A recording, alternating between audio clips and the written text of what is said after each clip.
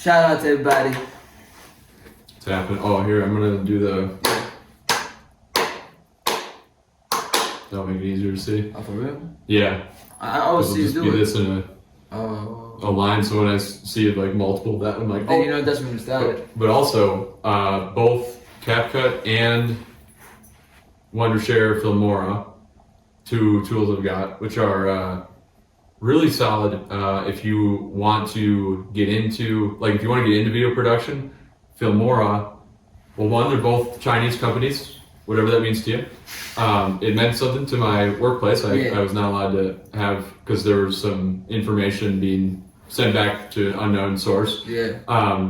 Now, if you are really, truly like providing information that is that secretive and should not be shared, then don't get Filmora, but you're not. Nobody is, if you're a commoner like us. But that's the really cheap, and it's a great like full-fledged. You can do all the basics, and then CapCut. That's how we get our captions. Like CapCut can't do some of the basic stuff Filmora can, but also CapCut can do some really fancy stuff that Filmora cannot do. So they're both, I'd say they're both like very, very good for the amount of money, how little money the artist is. Oh yeah, value to yes, whatever it's called. Yeah, 100%. Really, I totally agree with that. Also, ChatGPT, you know, like I made sure that the Pro. I made sure that the Pro is always there for me. Like I make sure. Just stop it right there. That sounds so funny. Yeah, I just always there for me. Like like I got a specific bank account. You utilize it, like you're making use of it, because it is what you can. I mean, it's a daily use for me right now. Like me and Chet, like we're friends. Oh, it's got the memory. Yeah, so exactly. That's how I do the Yeah, bro, I got a customer. Can you hook me up with a line? I don't even tell her what I'm working on. Yeah, because he knows. Yes, and it's awesome. Yeah, it's an idea. It's way more efficient than Googling something, and it is. If you replace Google, man, it takes me fucking 10 minutes just to know when the prayer is. I miss my prayer just to Google, man. Yeah. Because like every day I ask her, what time's the prayer? Obviously, I need to remember what time's the prayer. But, but I ask her, what time's the prayer? And it gives me like the prayer time in like Chicago. And on God, like you got the location on, like, I'm in Denver, like, oh, please, I can type it, There's no way you don't know my location. And you know me, bro, like I got 3% on my phone. So just give me the... What, the info. It is like... With all due respect to Google, it's not like, they've got... Jiminy, or whatever it's called. Gemini, yeah. Yeah. They should have named it Jiminy. Jiminy Crickets, man. Jiminy's like Suzuki, the company? Yeah. Yeah, they got a car, it's called Jiminy.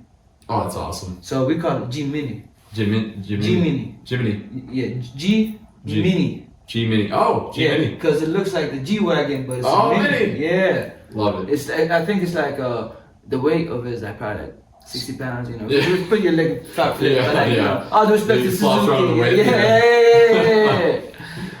But ChatGPT, like, so I would say, first of all, like, what a tool, paying for the Pro subscription, just for the ability to have the vocal interaction. It's amazing. Because you can, entrepreneurs for the last, like, since the AI boom, like, year and a half, have been trying to make a bot that you can do a mock call with. Yeah.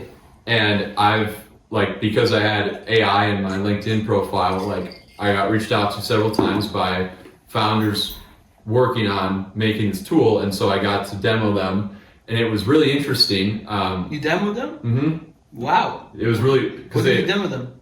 So I would do, like, we'd start up a mock call with me and the bot. Oh. And sometimes they'd cut it short, or they'd do it themselves, and maybe they had like just a demo piece set up. That's nice. It was fun. That's nice. And it helped them out because they needed feedback from sales enablement specifically. And that's your profession. So yeah, so it's like it was a lot of fun. Here the two issues. There's always this is a pain point of it, or this is, and it was either.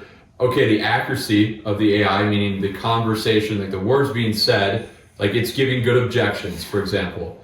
But the way that it's being delivered, it sounds like a robot, or it takes 5 seconds to register and then come out. It's like, we're working with salespeople here. You know, it's an automatic. Gotta be faster, real time happening. And then here comes ChatGPT Pro. It's amazing, you know, like. And you can just tell it, you know, be this prospect, be a CFO, a CEO, a COO. You can put in your company information. You could get feedback after. You can ask it for feedback. I've helped some reps with doing that. You just said something very magical. Did I? Yeah, I don't really. It's magical, but I just don't know any other words right now about magical. Sure, I'll take it. Yeah, it's nice. The prompts. Be a CFO. Be something. Yeah. I haven't used it, but I was watching YouTube videos and it actually makes a difference. Huge. When you tell her like, hey, can you like, would you think rather like if you tell her like, would you please write me or be this? Yeah. There's a difference in the answer. Yes. There's the prompt. Yeah. So I realized that I need to start working on that. You know. So what you can do, and it really like, if you do this type of prompt, you say you are a blank, or I do this one a lot. You are an expert in blank. So whatever I need. So let's say I'm working on finding like more qualification questions for medic or something like helping a rep out.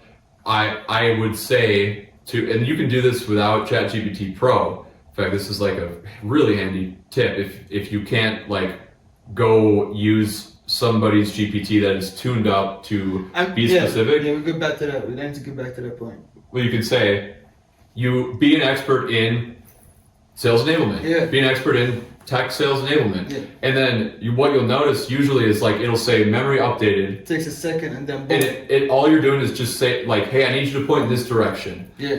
Otherwise, you are literally searching, like it's trying to find out of basically the entirety of the internet what's the best answer for this person based on what you've said. So be like, no, only look at this fifth of the internet, and you're gonna get a more accurate answer. Going back to the point, there's 2 points I wanna talk about regarding this topic. Those other GPTs. Yeah.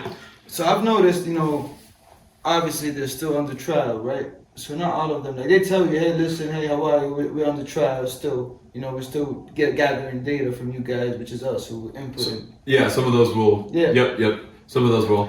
Some of them are actually nice. Some are. Yeah, like. Look at the rating. Yeah, I took that advice from you, and I'm rolling with that, especially when it comes to like content, calendars. Hey, can you help me out? And it tells you like, wow, how can you start with it? Yep. And some of them are just like, you know, they're a bit lost in the sauce. And yes, they are. Yeah. I'd be like, hey, can you please make me a logo of like, you know, a company that's about advertising, and I own mountains in it, and it's called Peak Exposure, and everybody's like, you know, like Jimmy soap. Yeah. And I just like, I get so frustrated. I'd be like, hey. Then you try to correct it. It's worse. I go outside. I'm gonna take a walk. Yeah, that's all. Yeah. Well, it's just like any relationship. Yeah, I mean, it goes south. It's a bit toxic. It's a bit toxic. A bit toxic. There's another point I want to go back to. I don't know. I've been realizing that, man. I haven't been thinking lately when it comes to like some stuff that I need to be thinking about. Like for instance, I've been depending too much on ChatGPT. Sure. You get what I mean? You get where I'm coming from? Oh yeah. So today, for instance, I'll give an example. Today I encountered a challenge, right? A question.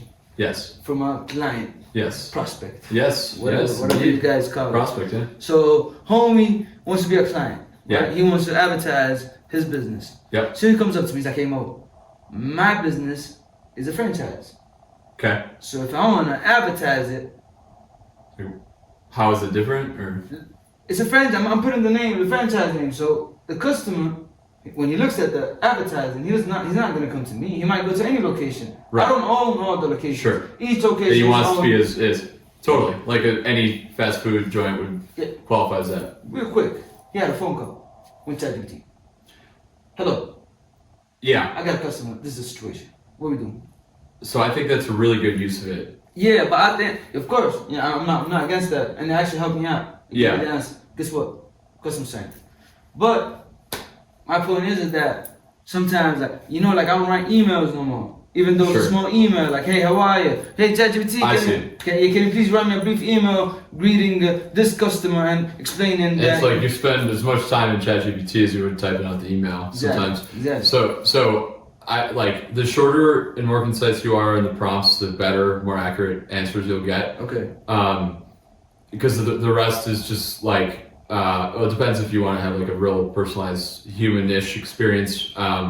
But in that case, like when it's, so that's something that's like, when you're looking for facts or things that are not, they're not opinion based, like that's how would a franchise owner advertise to ensure they come into his, they're only going to their branch, their location. Like you could think critically about it, and I would say, but are you like screwing up by going to GPT? No, I don't. With that, what does happen, where the line where I've figured out so far where you got to draw it, because I've gotten lost in the sauce of GPT. Is as soon as like when a logo, it's not great. Like the image stuff's not great yet. It's incredible, but that is not bad though. It's not bad. Image is okay. But still, sorry to interrupt you. There's still like Canva and whatnot. Yeah. They're very good at, if you go to the Magic Studio, which is their AI,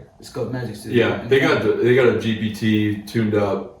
Just as Canva. Yeah, they're connected. They're just it's another way to get exposure. Yeah. But the line is like, okay, like if you know that Canva's tool can do it, like great, but when it really starts, it's a creative process that you're trying to work through. So like, for example, I'm creating a sales course on how to cold call. Parts of that are factual. Like I might be like, draft me out a potential sales course using Kirkpatrick's model of learning and other fancy stuff in the field. Like do it the right this structure. That's easy for it, because it's like, oh, find it on the internet, and it's not like it's not an opinion based. Yeah, it's fact based. But then when it comes to like, okay, I need to engage these people, I need to provide content that's engaging, that's unique. I can ask for suggestions, but I can, as soon as I start having it, like, and it will sometimes ask, like, do you want me to make this for you? Yes! And then it's like, wait, I'm getting confused now based on what you've made. And sometimes if you go enough with it, you'll realize it's just like faulting out. Yeah, no, I tell, hey! Hey, no. Yep.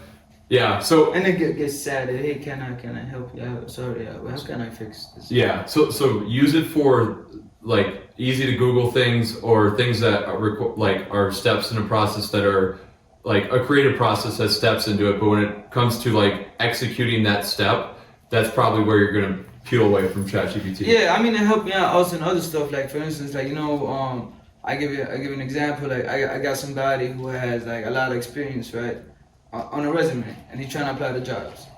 Resume, perfect. And I was just talking because I was talking to the GPT, and I was like, listen, I got a problem. She's like, what's the problem? And I told her the problem, like this man right here has a lot of experience. I noticed that you've also gendered the GPT. Yeah, I mean, I like to, You've changed it to the female voice. I feel more comfort. I totally. I feel more totally comfortable. empathize with that. Yeah, I feel more comfortable talking to a female GPT. Well, it touches you get what I mean? Women are just nicer humans. Yeah, I guess so. Yeah. I mean, like, not many women are like, you're an asshole, but guys, no, I mean, like, guys just be like, like, hey, I ain't gonna try to help him. Like, I don't really trust GPT guys. They be trying to like move different sometimes. So like. Yeah. They are guys who are trying to move different. Just relax, guys, and go to therapy. Go to. Like just like learn how to express yourself. Yes, learn how to get your emotions out, and not in a violent or angry, toxic way. Yeah, toxic is nice. Because I throw the word anywhere. It's a very trendy word. A lot of toxic, a lot of things. I was about to say it's a very nice word, but it's not really. There's no nice. Yeah, no nice in there, but it's very useful. But dude, I'm saying $20 a month, and you have an unlimited, all-knowing mock call bot, and that's just one thing, and that has been people have been trying to make that for a long time, and it's never like really hit the mark. And then all OpenAI is just collecting all this data, and then there's one thing I want to say, man. Yeah. So back in, I'd say like, what year? 2024 right now? 2023. 2024. Yeah, 2023. Back in 2023. Oh yeah. Probably like around January. Yeah. I was